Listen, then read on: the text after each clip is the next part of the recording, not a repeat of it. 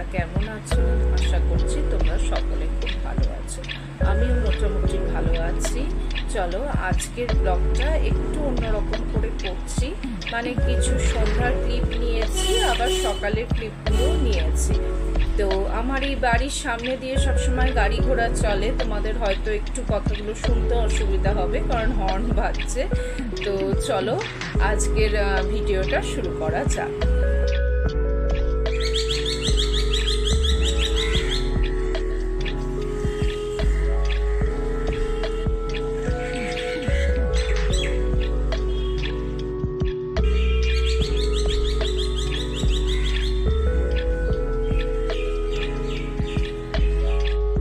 এখন সকাল 7টা বাজে, পরিবেশ কিন্তু খুব শান্ত, দেখতেই তো পাচ্ছ চারিদিকে একদম ফুলের সমারোহ, সেই সঙ্গে পাখিও ডাকছে।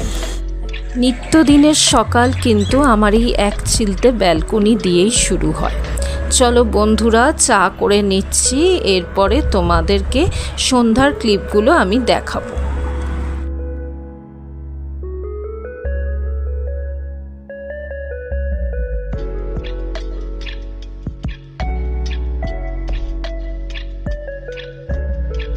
আজকে সোমবার, গতকাল ছিল রবিবার। রবিবারের সন্ধ্যায় আমার কিছু ডেলিভারি এসছিল, মিশো থেকে দুটো প্রোডাক্ট নিয়েছিলাম।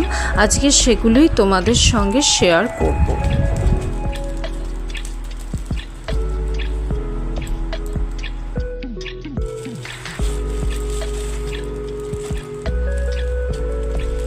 নিয়েছি একটা বেড কভার, সঙ্গে দুটো পিলো কভার। এটা একটু অন্য রকমের বেড কভার। এটা অন্যরকম বলতে সাইডগুলোতে তোমার রাবার দেওয়া রয়েছে, ইলাস্টিক দেওয়া, তো ওইগুলোকে টেনে একদম বিছানার মাপে বেড কভারটাকে করে নেওয়া যায়, সাইডগুলো একদম টাইট করে আটকে দেওয়া যায়। এখন তো কত রকমের নতুন নতুন জিনিস বেরিয়ে গেছে, অনলাইন ঘাটলে দেখা যায় যে কত রকমের প্রোডাক্ট এসছে। আমার কিন্তু অনেকগুলোই বেড কভার রয়েছে, কিন্তু সেগুলো সবকটার রঙই একদম ফেড হয়ে গেছে। এমন নয় যে বেড কভারগুলো ছিঁড়ে গেছে বা খারাপ হয়ে গেছে, কিন্তু রঙগুলো খালি একটু নষ্ট হয়ে গেছে। আর নিয়েছি আমার ঠাকুরের জন্য কিছু জিনিস। জানোই তো আমি যখন কেনাকাটা করি সবার আগে আমি আমার ঠাকুরের জন্য জিনিস নিই। সেরম কিছু না, কয়েকটা ঘি বাতি আর ক্যান্ডেল, মানে ক্যান্ডেল বলতে ওগুলো মোম দিয়ে তৈরি হয়, তার সঙ্গে একটু ঘি দেওয়া হয়। তো ওই ঘি বাতিগুলো নিয়েছি, আর নিয়েছি একটা ল্যাভেন্ডার ধূপ আর একটা মোগরা কোণ।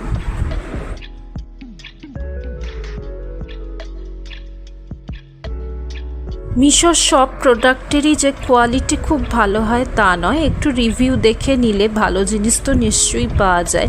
আগে যেমন ফ্লিপকার্টের ওপর চোখ বন্ধ করে বা অ্যামাজনের ওপর ভরসা করা যায়, মিশোর ওপর সেরকম এখনও সেই ভরসাটা আসেনি।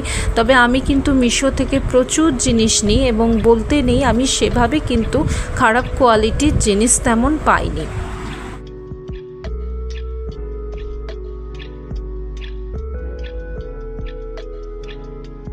এটা নিয়েছি কিচেন ডেকোরেশনের জন্য। জানোই তো আমার কিচেনটা ছোট, ছোট বলতে দুজন মানুষ মেঝেতে বসে কাজ করতে পারবে, কিন্তু নিজেদের বাড়িতে যেমন বড় বড় কিচেন থাকে, ফ্ল্যাটে তো সেরকম বড় কিচেন আর হয় না। তো ওর মধ্যেই সুন্দর করে অর্গানাইজ করে গুছিয়ে গাছিয়ে রাখতে হয়। এটা সোমবার সকালের ক্লিপ। গত রাত্রে আর বিছানার চাদরটা পেতে দেখিনি যে আমার বেডের মতন ঠিকমতো সাইজে হয়েছে কিনা। আজকে সকালে পেতে দেখব, যদি ঠিকঠাক সাইজে হয় তাহলে এটাকে রেখে দেব, নাহলে আমি রিটার্ন করে দেব। এমনি চাদরটা খুবই সুন্দর, সফট, আর কাপড়ের কোয়ালিটিটাও বেশ ভালো, কিন্তু যদি বিছানার সাইজ মতো না হয় তখন তো আমাকে রিটার্ন করতেই হবে। আগে বালিশের কভারগুলো পরিয়ে দেখে নিচ্ছি হচ্ছে কিনা।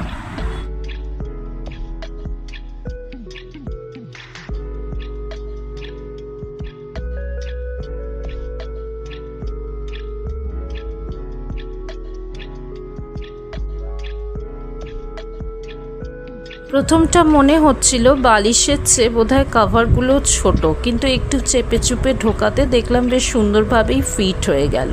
তা বালিশের কাভারগুলো যখন হয়ে গেছে, এবার বিছানার চাদরটা দেখি যদি হয়ে যায়।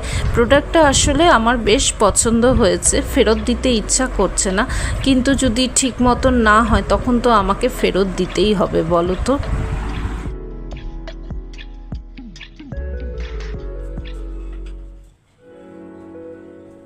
বিছানাটা একদম লণ্ডভণ্ড হয়ে পড়ে আছে। এখন সকাল প্রায় 9টা বাজে, তোমাদের দাদাভাই অফিস বেরিয়ে গেছে। একটু বাসি কাজটুকু সেরে নিয়ে আমি এবার এসে গেছি বিছানাটা তুলতে। বেশ কদিন ধরে বৃষ্টি অতটা হচ্ছে না, রোদ ভালোই উঠছে, তার ফলে গরমটাও বেশ বেড়েছে।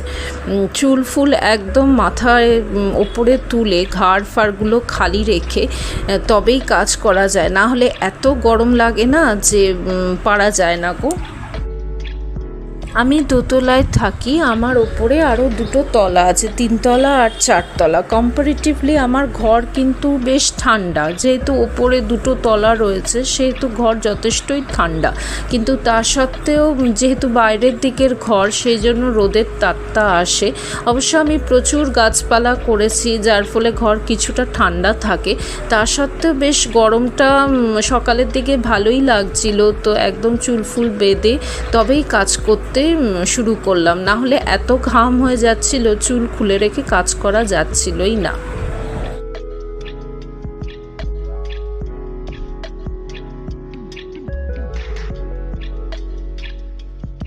বেড কাভারটা আশা করছি হয়ে যাবে, যথেষ্ট বড়ই আছে। আমি কুইন সাইজের অর্ডার করেছিলাম, একটু ভয় অনলাইন থেকে অর্ডার করি জানো তো, যদি চেষ্টা করি একটু বড়ই মাপের দিতে, যা মাপ তার তুলনায় একটু বড় দিতে, কারণ না হলে অনেক সময় দোকানে দেখে চোখে দেখে হাতে ধরে যে জিনিসটা বোঝা যায় সেটা অনলাইনে তো মাপটা বোঝা যায় না, সেই জন্য চেষ্টা করি একটু বড়টা দিতে, তাহলে মোটামুটি হয়ে যায়।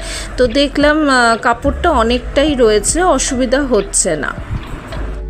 তোমাদের কেমন লাগছে গো বিছানার কাভারটা? আমার তো মোটামুটি ভালোই লাগছে, তোমাদের কার কীরকম লাগছে জানি না, তো আমাকে একটু কমেন্ট করে জানিও।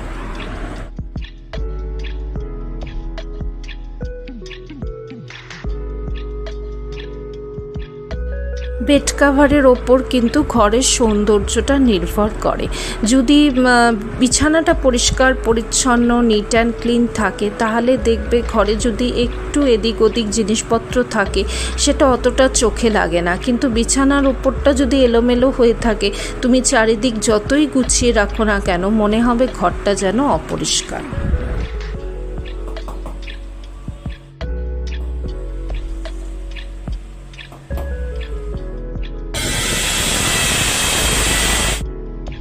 আজকে দেখাবো আমার ছোট্ট কিচেনটাকে আমি কিভাবে অর্গানাইজ করেছি। এটা একটা র্যাক কাঠের মিস্ত্রিকে দিয়ে লাগিয়ে নিয়েছি। এটা আমার কাবারটার পাশে এমনভাবে লাগিয়েছি মনে হচ্ছে যেন কাবারটাই এগিয়ে গিয়ে কাবারটারই একটা পার্টের মতন করে আমি ওটাকে লাগিয়েছি, অর্থাৎ সমান সমান করে লাগিয়েছি।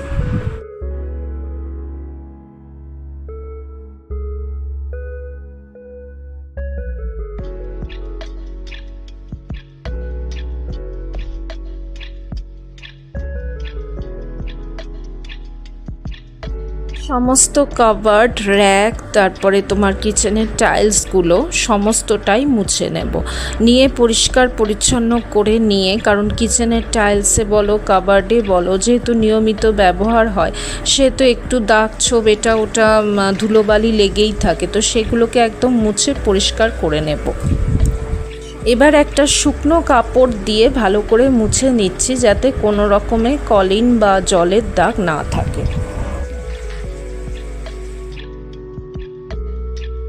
আমার সাদা রং ভীষণ ভালো লাগে, কিন্তু কিচেনে সাদা রং ব্যবহার করলে নিজের পরিশ্রমই বাড়ে, কারণ চট করে ময়লা ধরে যায়। একটু ঢাকা দিয়ে নিয়েছি। এর ওপরে রাখবো আমার এয়ার ফ্রায়ারটা। এয়ার ফ্রায়ারটা আমি এই বছরই কিনেছি মার্চ মাসে। তো যখন তোমাদের দাদা ভাইয়ের কোলেস্ট্রল ধরা পড়লো, আমারও ধরো হার্টের প্রবলেম একটু পেয়েছে, এনলার্জ হার্ট পেয়েছে, তো সুতরাং ভাজাভুজি খাওয়াটা একদমই বারণ হয়ে গেল। তো তারপরেই তোমাদের দাদা ভাই একটা এয়ার ফ্রায়ার কিনে দিয়েছে। তো ওটাকেই রাখার জায়গা হচ্ছিল না, তো এখন এই র্যাকটা করে নিয়ে তো আমি রাখছি। আসলে কি বলো তো, ছোট জায়গা হলে তোমাকে দেয়ালে ম্যানেজ করে রাখতেই হবে, দেয়াল ছাড়া তো কোনো রাস্তা নেই। নিচে মেঝেতে রাখলে চলাচলের অসুবিধা, বসে সবজি কাটার অসুবিধা, তো সেই জন্যই আমি বুদ্ধি করে করে ওই দেয়ালেই স্পেস বার করে করে রাখি, তাতে যে কর্নারগুলো একটু পাই, যে জায়গাগুলোতে কোনোভাবে যাতায়াতে অসুবিধা হবে না বা কাজ করতে অসুবিধা হবে না, সেই কর্নারগুলোকে বেছে নিয়ে সেখানে দেয়ালে আমি যা কিছু জিনিসপত্র চেষ্টা করি অ্যারেঞ্জ করে রাখার। যেহেতু আমার কাবার্ডটা ছোট, অতটা স্পেস নেই, সেহেতু আমার এই ওটিজির ওপরেই বলতে পারো আমার ইন্ডাকশানটাকে তুলে রাখতে হয়েছিল। ওটিজিটাকে চেষ্টা করেছিলাম নিচে রাখার, কিন্তু দেখলাম যাতায়াতে বেশ অসুবিধা হচ্ছে, তা ওই ইন্ডাকশানটাকে ওটিজির ওপরেই রেখে দিয়েছিলাম, ব্যবহার করতে আর পারছিলাম না। তো এবার এই তাকটা করার পর, এয়ার ফ্রায়ারটা সরিয়ে দেওয়ার পর ইন্ডাকশানটাকে নিয়ে এসে এবার আমি এটাকে ইউজ করতে পারবো।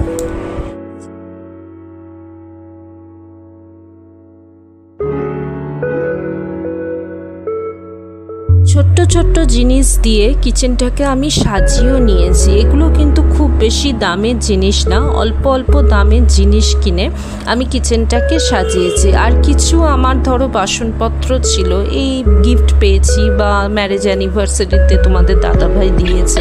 আমি আসলে মানে বাসনপত্র খুব ভালোবাসি, তো সেগুলোকেও আমি সুন্দর করে সাজিয়ে রেখেছি।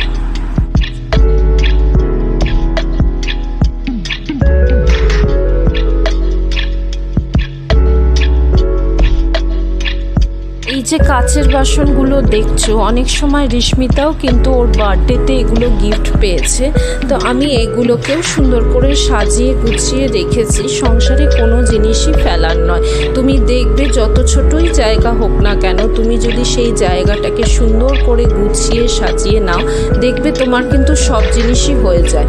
আর যদি তুমি অগোছাল করে রাখো, তোমার যত বড়ই জায়গা হোক না কেন, তোমার জিনিস রেখে আর কুলায় না।